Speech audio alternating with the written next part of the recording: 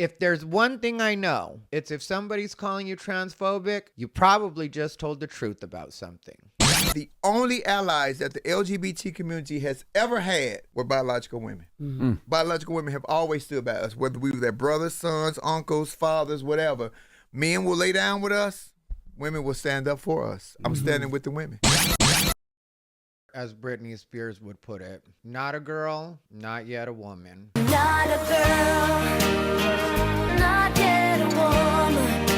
What's up, everybody? Ty Rivera here, the absolute best LGBTQ comedian in the world. Okay, I wanted to do this story, and I also wanted to take a second to shout out Flame Monroe, who recently had either her third or fourth appearance on The Breakfast Club, which I've talked about before. The Breakfast Club is one of my favorite shows to watch. They're a radio show, very popular in New York. But I think it's very important to point out that there are a lot of LGBT like myself that are very much in touch with reality and do understand what it is that women are talking about in these types of situations. And on this particular story, I think that there is nothing wrong with these young girls protesting something that they think is not right. For anybody that doesn't know what I'm talking about, there was a story that just came out. The headline from New York Post is "Middle schoolers who protested trans athletes' participation are banned from future competitions." And to me, this is sending a horrible, I will of course read the story, but first I want to say this is sending a horrible message to these young ladies that not only can they not stand up for themselves, but there will be a punishment if they do. And to me, that's not something that we should be teaching any kids, especially when we're trying to say that people should vote and you do have a say and people do have the right to protest. And then all of a sudden these little girls protest. Well,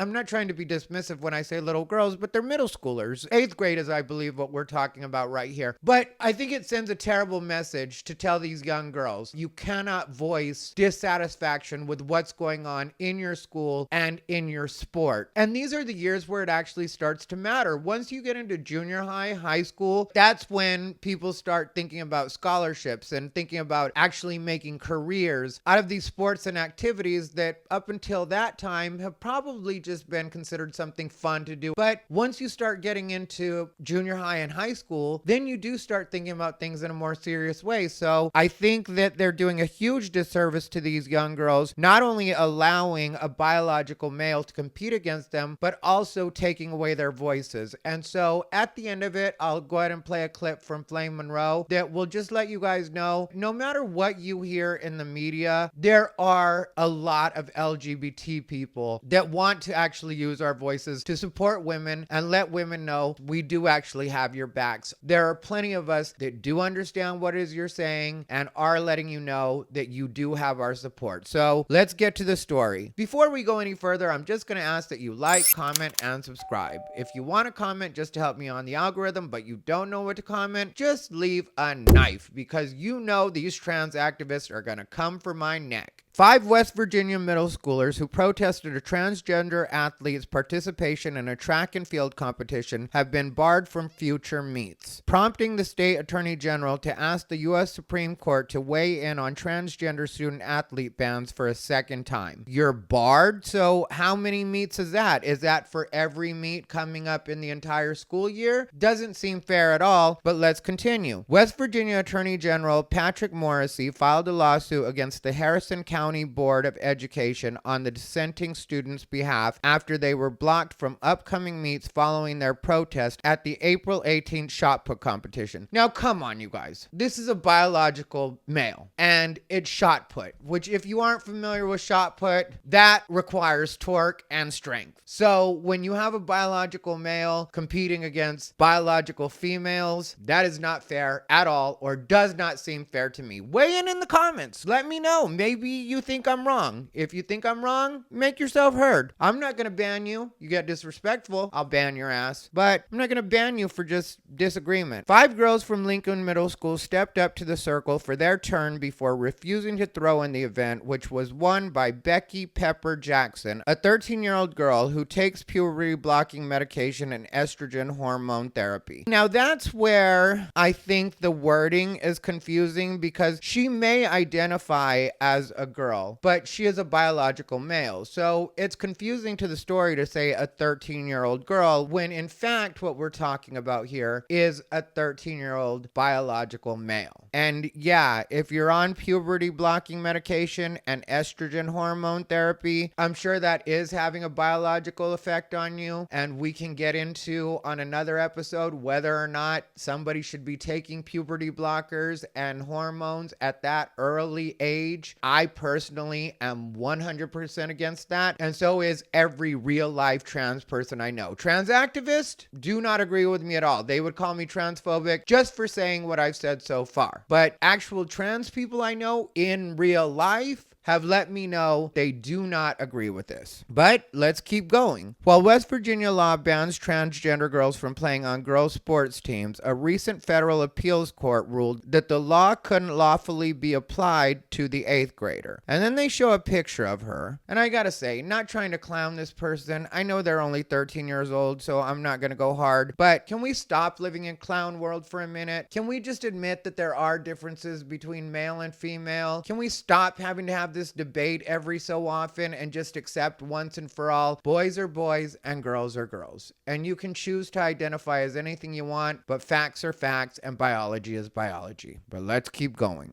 Judge Toby Haytens wrote that offering her a choice between not participating in sports and participating only on boys' teams is no real choice at all. Actually, that is a choice, Judge Haytens. That really is exactly what a choice is. There are two things that are being presented. She can either play with the boys, since she is biologically a boy, or she cannot play at all. Let's keep going. Despite the ruling, Morrissey has rallied against both the ruling and the treatment of the student athletes who protested competing against Becky. Quote, their actions at the earlier track meet were not disruptive or aggrandizing. They were the quiet demonstration of the student athletes' evident unhappiness with the competitive consequences of a federal appellate court's decision. End quote. Morrissey, a Republican currently primarying for governor, wrote in the amicus brief filed April 26th. Joined by one of Becky's classmates on Wednesday, Morrissey said he plans to ask the U.S. Supreme Court to hear the case involving the state's restrictions on transgender student athletes for a second time. Former collegiate swimmer turned activist Riley Gaines, who has been an outspoken critic of trans athletes participating in girls' sporting events, has weighed in on the issue, writing, these girls stood up for what they believed and their coach barred them from competing. Insane. In a post on X on Monday. Morrissey quote tweeted Gaines' message, noting he plans to do, quote, everything in my power to defend these brave young girls. This is just wrong. We must stand for what's right and oppose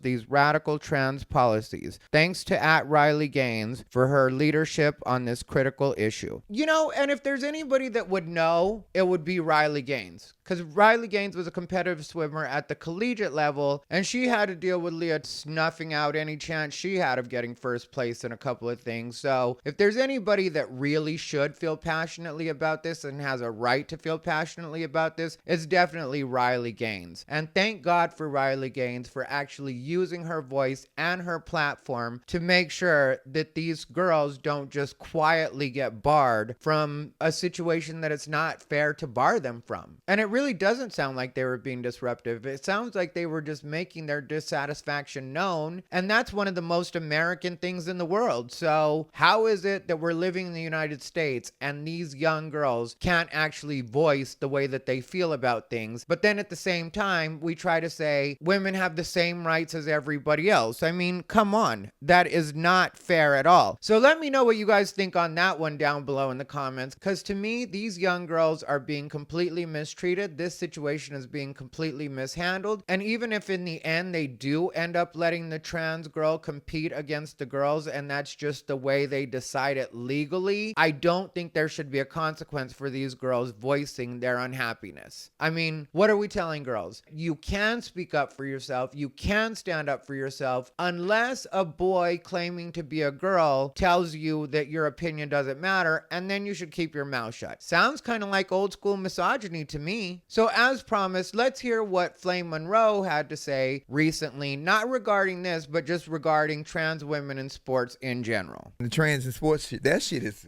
bonkers right now. So you feel like I want to be a trans woman or gay, and you identify as a trans woman, not gay or trans. So you go to the females division. You can't be the best female simply because you are not a female. So create a lane for trans athletes where you can be the best. I think it does a great disservice to the good trans athletes that we have because you don't have an arena to say that you are the best. And that's exactly the way I feel about it. And it's something I've seen a lot of people suggest. Why can we not have a trans-specific part of the competition? Trans women compete against trans women. Trans men compete against trans men. I don't really know why that would be considered discriminatory. Some people will try to bring race into it and be like, well, that would be the same as if we had to have a black. No, it's not the same at all. Because biologically, trans women are different from biological females, and trans men are different from biological males. There's nothing wrong with saying that. That's simple biology. It shouldn't be that hard to understand, and it shouldn't be this hard to figure out. But for some reason, if you say these kinds of things, you will get canceled. And that's something that Flame Monroe has addressed as well, where she mentioned that even though she is trans herself, November of 22 to August of 23,